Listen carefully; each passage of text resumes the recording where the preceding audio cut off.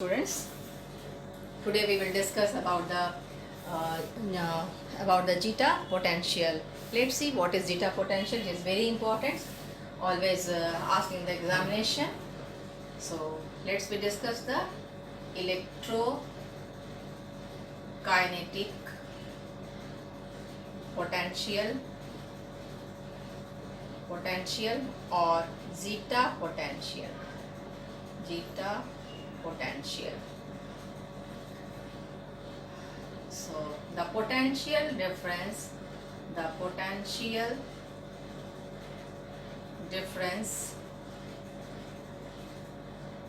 between the fixed layer and mobile, or we call it diffuse layer. Second layer is called diffuse layer or mobile layer. Diffuse layer on colloidal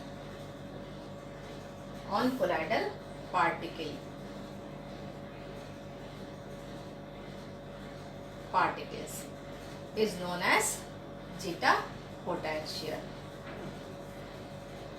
So colloidal solution, at first we will discuss about the colloidal solution, positively charged colloidal solution or negatively charged colloidal solution. So let's we discuss the colloidal solution.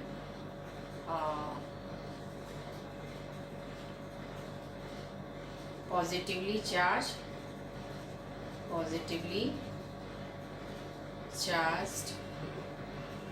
colloidal solution and negatively charged colloidal solution.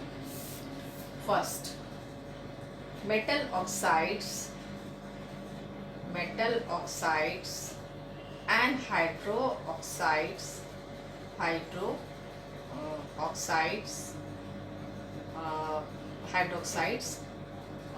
this type of colloids form the positively charged colloidal solution. Hydroxides, colloids.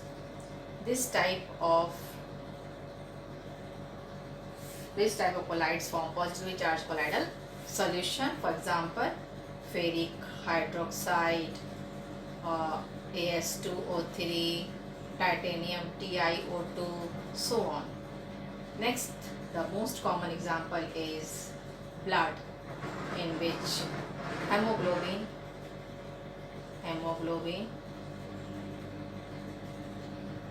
in blood, because hemoglobin contain the iron, and basic dyes also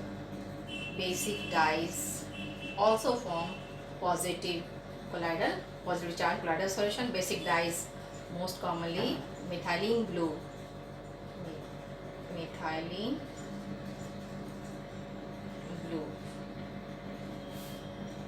Let's we discuss the negatively charged colloidal solution. Negatively charged colloidal solution, metals like platinum, silver,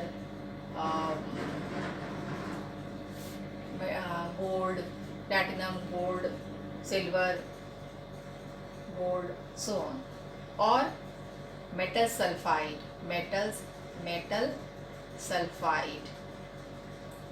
Metal sulfide means As2 S3 most commonly, and souls of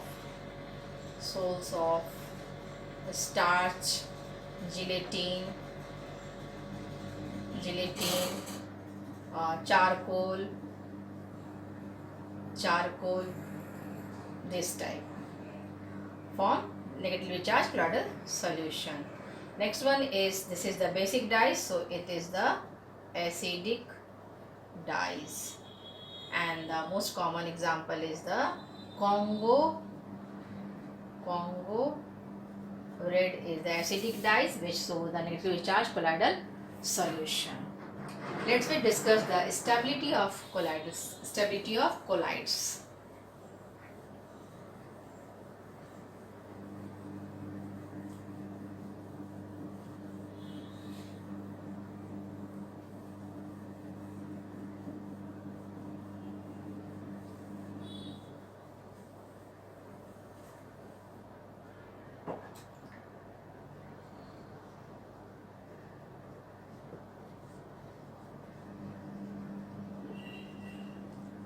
stability of colloids. Suppose this is the container in which colloidal solutions is taken and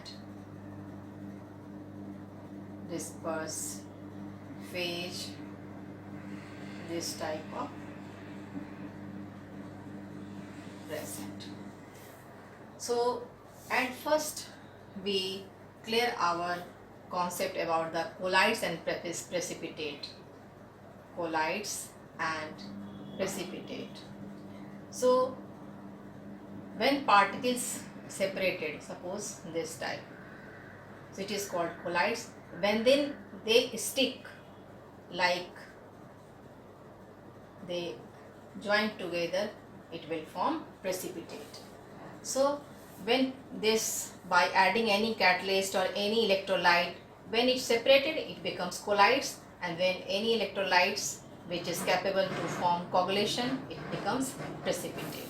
So we know that in the colloidal solution the particles have same charge. So due to same charge no precipitate will form, because we know that same charge in which repulsion takes place. Suppose this is and this is, both are negative, this is or negative. So there will be no attraction force, there is repulsion force and no PPT will form. For precipitate, colloidal particle must be opposite charge, one negative and one positive. In that condition precipitation will form. So each colloid particles acquire or carry same charge. In that condition they do not form precipitate. So by adding electrolyte, suppose this is the negative particle present in the present in the colloidal solution.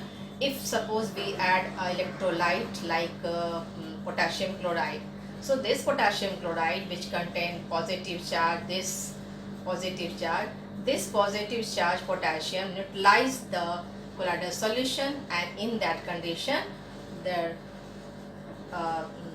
charge becomes, after neutralizing the charge becomes 0, and in that condition precipitate will form. So here is an important role play by the electrolyte when we want to form the precipitate. So let's note down the points regarding this particular stability of colloids. So the stability of the colloids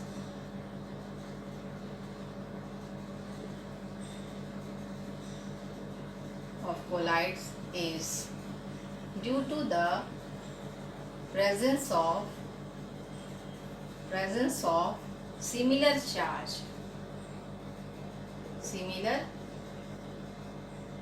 charge on colloidal particle,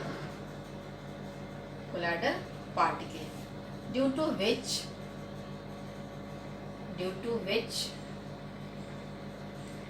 they do not aggregate together to form a precipitate. This is the reason for stability of colloids. So remember it. What is the stability of colloid? As we know, the colloidal particles contain same charge, so there will be no aggregation takes place, and as a result not the formation of precipitate takes place. Let's discuss the next characteristic of or properties of colloidal solution, that is called electrophoresis. So electrophoresis, the movement of colloidal particle,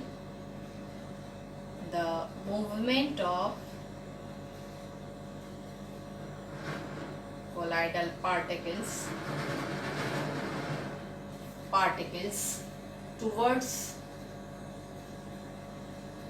a positively charged charge electrode,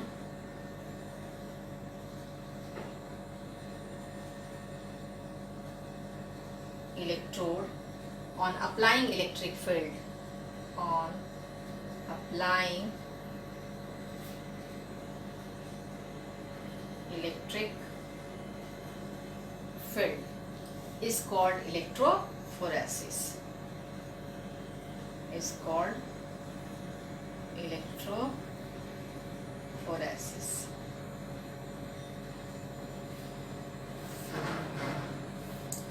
One thing is important to remember in electrophoresis.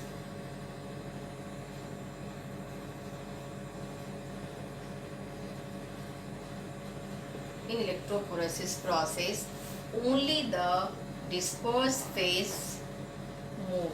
Means movement of dispersed phase takes place. Dispersion medium do not move. Do not move. Only the dispersed phase move. Next the topic is coagulation or flocculation.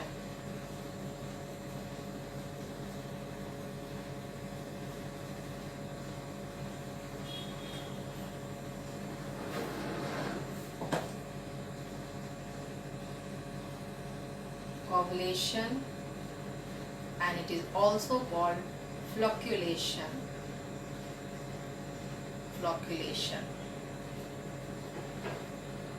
So conversion of colloidal solution, simply we can say that conversion of a colloidal solution into a precipitate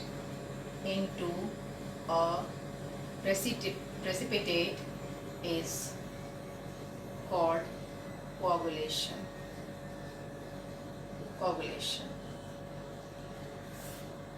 Suppose we take a glass of milk, and after adding drops of lemon or vinegar, after some time we observe that there is a precipitate like structure settled here and water like structure present here. So this is the precipitate, or we can say that coagulation of milk takes place. Means this is the colloids.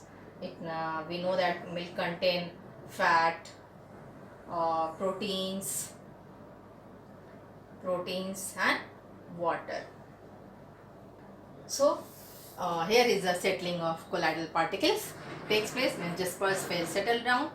So we can say that coagulation of milk takes place. This is cheese or paneer we called it, and this is the dispersion medium, and this is the dispersed phase. This is the DP and this is the DM, means dispersion medium. After adding vinegar or lemon or vinegar, so on. So what is the causes of coagulation? Write down the causes. Coagulation occurs due to neutralization of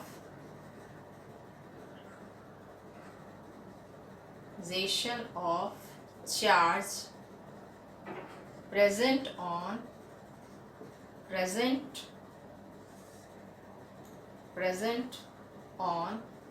colloidal solution. Colloidal solution or colloidal particle, not solution, colloidal particles, because charge carried by particles, not the solution. To coagulate a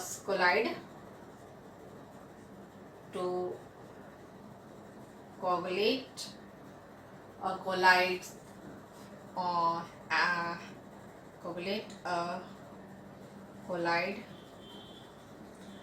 an electrolyte is added. An electrolyte is added which neutralizes the neutralizes the charge of colloidal particle, charge of colloidal particle and convert them into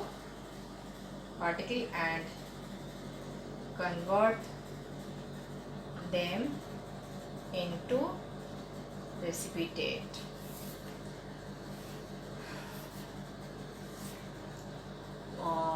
And what is electrolyte?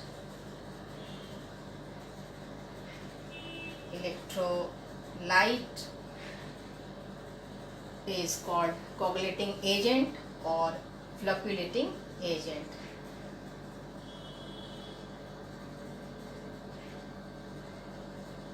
Coagulating agent or fluctuating agent. Let's discuss the use of methods of coagulation.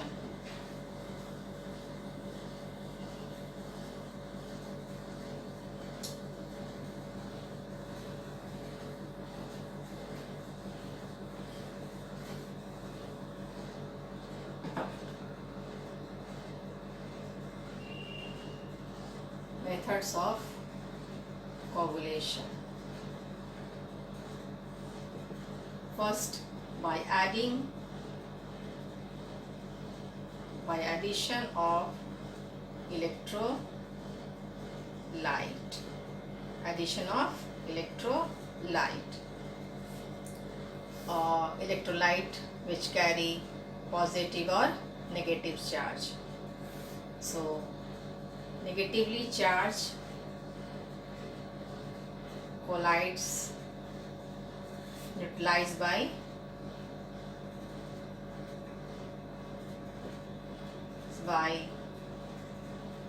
positive ion, and positively charged colloids neutralized by negative ion. So, electrolyte is known as coagulating agent.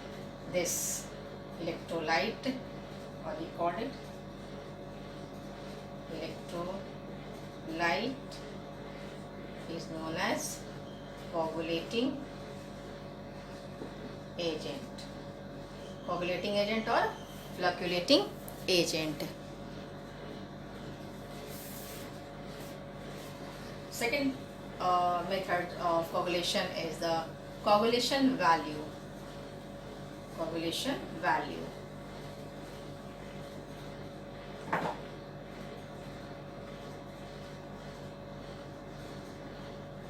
Coagulation value.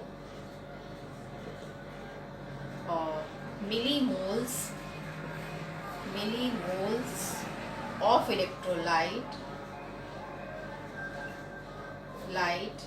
added to coagulate 1 liter of a colloidal solution. Means coagulating power is inversely proportional to the coagulation value.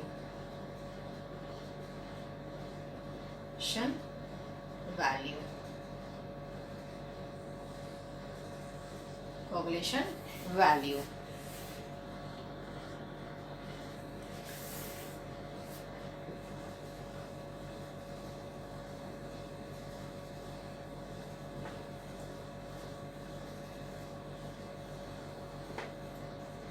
The next one is Hardy-Schulze law. Hardy-Schulze rule. It is simply defined as coagulating power of an ion is directly proportional to the magnitude of charge on ion. Simply, magnitude of charge on ion. For neutralizing, suppose Al3 plus magnesium 2 plus, so magnitude of charge more, neutralizing power more, 2 plus than Na plus.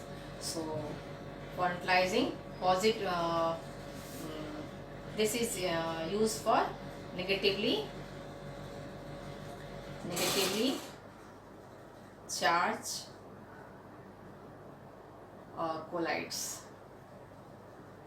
Negatively charged colloids. And positively charged colloids, positively charged colloids. So magnitude of charge phosphate, then sulfate, then fluoride. So this is the Hardy-Schulz law. Next we discuss by electrophoresis, neutralization by electrophoresis. By electrophoresis. Suppose this is the U-shaped tube and two electrodes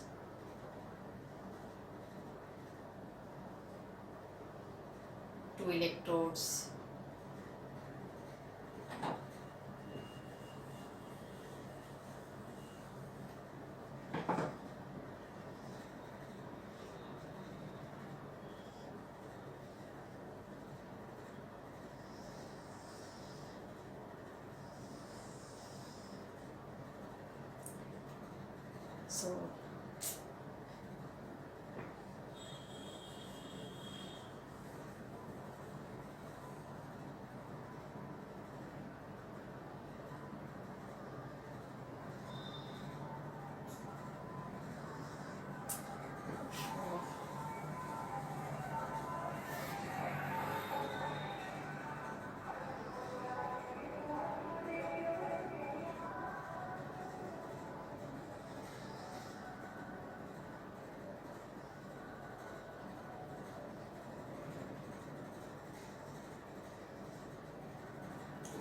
this is anode, positive charge, and this is cathode, negative charge. So suppose positively charged colloids are present in this positively charged colloids. So when the current set up, all the positive charge colloids move towards the negative electrodes and accumulate here. In this way we can easily separate the positive charge or by the electrophoresis process. So on electrophoresis, the colloidal particles, write down there, on electrophoresis,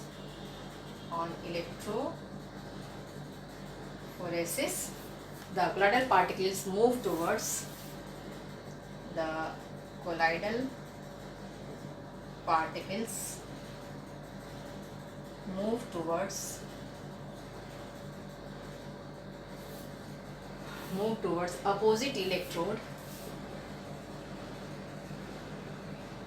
opposite electrode and get neutralized at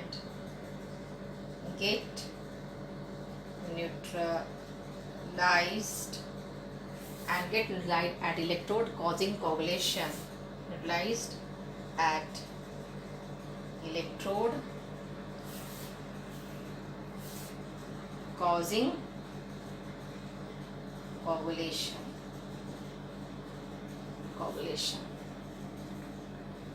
Next, by the persistent dialysis. So,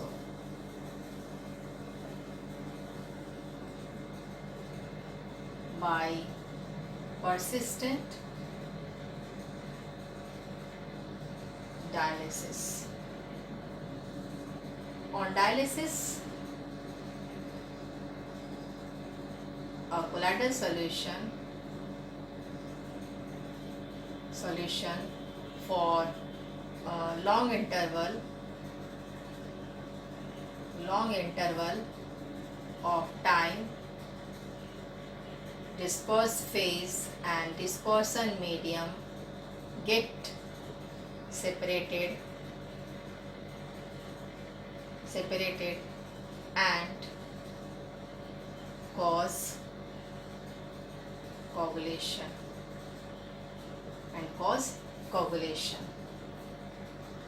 So, in which animal membrane in which colloidal solution is given. Here is the water. This is the water and this is the animal membrane.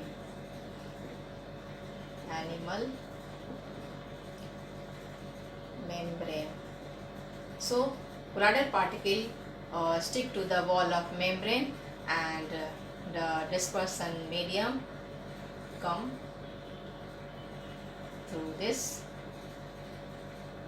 membrane. So, this is the dispersion medium and here the colloidal particles stick to the wall of membrane. In this way, separation of persistent dialysis, colloidal solution for long time interval, disperse phase and dispersion medium get separated and cause coagulation. And by mixing, next way is the by mixing two oppositively charged salts solution. Salts, actually colloidal solution is also known as salts. So next one is by mixing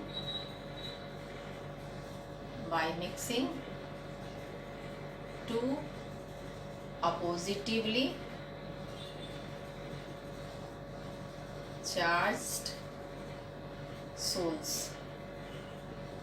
We know that suppose in this container negative solution, colloidal solution, in this container positive.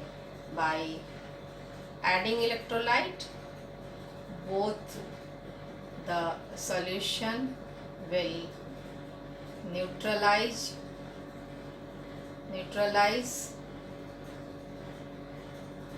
their charge and here the coagulation takes place. By mixing to this, so coagulation takes place because both the solution after mixing neutralize their charge and coagulation takes place. And next method that is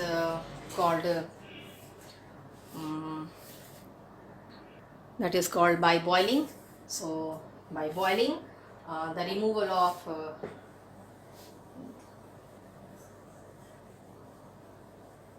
next method is by boiling. Number 5, by boiling. On boiling,